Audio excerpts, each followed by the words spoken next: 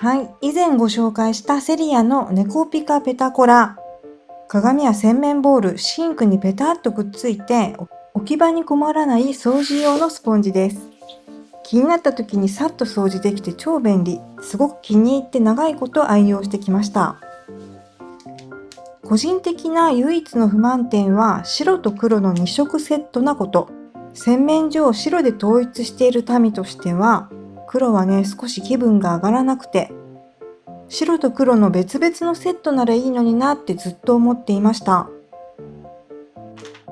そんなわけで最近こちらに変えました。スリコのシンクにくっつくキッチンスポンジ。3個セットで330円です。裏面のフィルムを剥がすと、ネコピタと同じくちょっとペタペタとしていて、平らな面にピタッとくっつく仕様です。スポンジ面は波形形状。サイズは高さ 9.5、横 5.5、厚み3センチ。厚みもね、結構しっかりあって握りやすいです。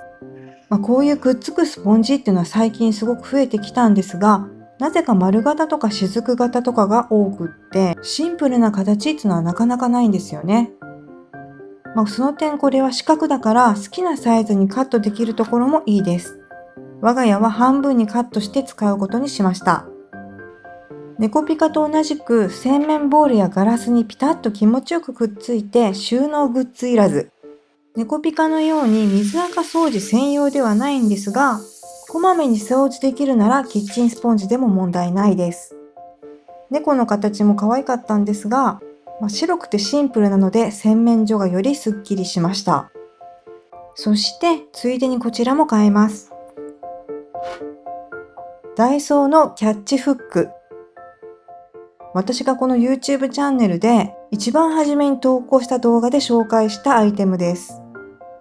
シンクにペタッと貼れば、スポンジが浮かせられるという便利グッズ。我が家は猫の食器を洗う用のスポンジ収納として3年以上使い続けてきたんですが、唯一の難点は掃除の時にスポンジが引っかかったり、ズボラゆえいちいち剥がしたりしないのでシールの周りの汚れが残りがちなところでした。くっつくスポンジならそんなプチストレスも解消できます。今までありがとう。これならシンク掃除の時も邪魔になりません。本当に次から次へと便利なアイテムが登場しますね。白いスポンジはすぐに変色してしまうので袋に入れて保管します。ちなみに黒もありました。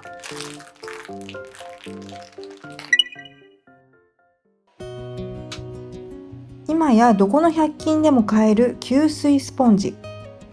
一度にたくさん吸水してくれるので、我が家ではなかなか乾かない加湿器のフィルターを拭いたり、窓の結露を拭き取ったり、本当にね、便利に使っていたんですが、こういった吸水アイテムに多い PVA 素材ってやつは乾くとカチカチに硬くなっちゃうんですよね。なのでスポンジだとね、柔らかくするまでに割と時間がかかって、使いたい時にすぐ使えないっていうのが難点でした。はい、ということでこちらを使い始めました。スリコの油ほこり超吸着ダスター。3枚セットで330円です。極密なマイクロファイバー繊維で油汚れやほこりを超吸着するらしいです。口コミでは評判も良くって、掃除はもちろんのこと、テーブルや食器を拭くのに使ってるっていう人もいました。これね、ほんと柔らかい肌触りでふわふわです。一般的なマイクロファイバークロスのように指が引っかかるような感覚っていうのがね、少ないのもいいですね。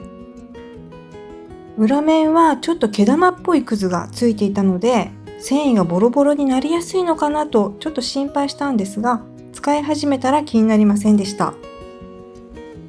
はい、ということで吸水スポンジと吸水力を比べてみたいと思います。ボウルの中には今 250cc のお水を入れました。まず吸水スポンジをよく戻してから一度しっかり絞ります。そして再び水にしっかりつけました。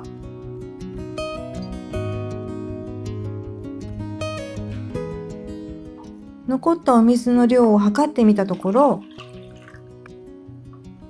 100ml ぐらいは吸水したみたいです。はい、お次はスリコのダスター。こちらも一度濡らして絞ってからつけています。お水が茶色くなりました。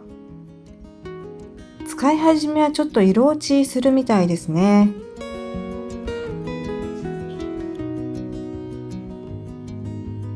はい、そしてスリコのダスターの吸水量は150ml 以上でした。スポンジよりも吸水力がありました。これだけ吸水してくれたらもう十分ですね。飲み物をこぼした時も活躍してくれそうです。我が家はバスルームの拭き上げにも使うことにしました。今までね、普通のタオルを使ってたんですが、これならマイクロファイバーの効果でついでに汚れも取れて一石二鳥ですよね。こういった水分を取りたいときは乾いた状態で使った方が拭き跡が残らなかったです。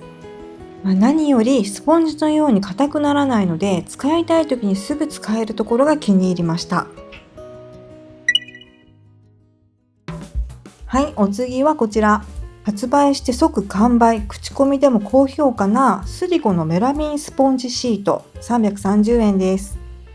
こういったね、シートタイプのメラミンスポンジっていうのは今やどこの100均でも購入できるんですけど、スリコのはパッケージのまま1枚ずつ取り出せるところがいいです。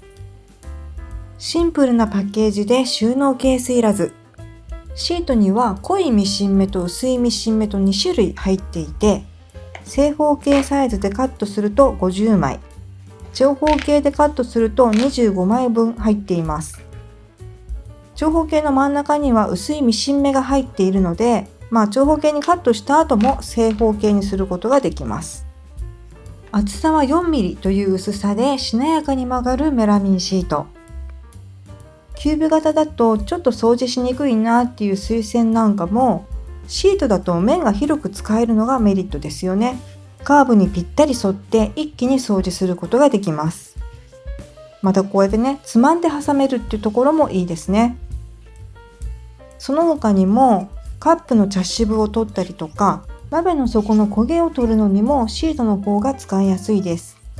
もちろんね、掃除する場所によってはキューブ型の方が使いやすいってこともあるんですけど、今まで使ってたのはボロボロとカスが出るところ、シートタイプは薄いからか多少破けることはあってもカスは出にくいなぁと感じました。はい、最後はスリコの新商品、歯磨き粉ディスペンサー550円です。これはね、海外通販でよく見るアイテムで、いつかどこかが販売してくれないかなと思っていたところ、とうとうスリコから発売されました。一度使ってみたいと思ってたんですよね。サイズは高さ 11.3、幅 6.8、奥行き 6.5 センチ。歯磨き粉をワンプッシュで絞り出せるアイテムです。歯磨き粉の蓋を取って逆さにしてディスペンサーの上部に差し込みます。歯磨き粉をセットする分、設置場所は高さが必要になりますね。で、セットできるチューブのサイズは、差し込み口径が10から 11mm、差し込み口の高さが 13mm 以上、でチューブ本体の幅が 48mm 以下、奥行きが 40mm 以下。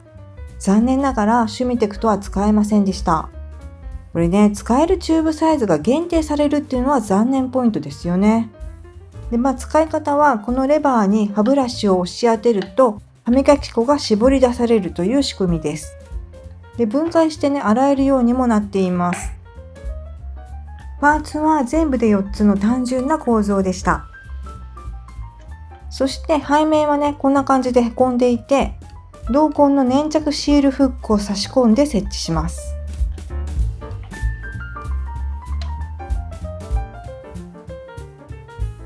ただこの粘着シールがね、強力タイプらしくって一度貼ったら剥がせないみたいなので、今回は剥がせるように一工夫したいと思います。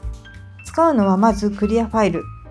よく拭いてから付属の粘着シールを貼って、で、粘着シールのサイズにカットします。はい、こんな感じですね。で、これをコマンドタブで壁に貼ろうという魂胆です。念のために本体に粘着シートを差し込んだ状態でコマンドタブを貼りました。今回は水回りでも使える耐水タブを使用しました。このコマンドタブはもう何度も紹介している私の推しアイテムで、しっかり貼れて綺麗に剥がせる両面テープです。詳しくは以前の動画でもご紹介しているので、気になる方は概要欄からご覧ください。はい、ではこれを壁に貼っていきます。で、この耐水用のコマンドタブは壁紙には使えないんですが、耐水なので浴室には使えます。この方法ならね、剥がしてもフックは再利用できるはずなので、設置場所を変えたくなった時も便利です。はい、こんな感じで設置できました。で、早速使ってみたところ、こんな風にちゃんと出ました。で、これレバーの押し方とかブラシを当てる位置で絞り出す量を調整することもできます。片手でサクッと使えて便利だし楽しいです。で、これ私が購入した店舗は発売日当日の夕方に行ったら、棚にはもうすでに2つしか残っていなかったので、気になる方はお早めに買いに行った方がいいかもしれません。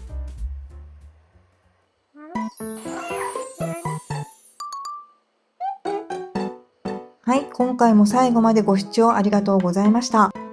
少しでも参考になりましたらチャンネル登録していただけると嬉しいです。それではまた次の動画でお会いしましょう。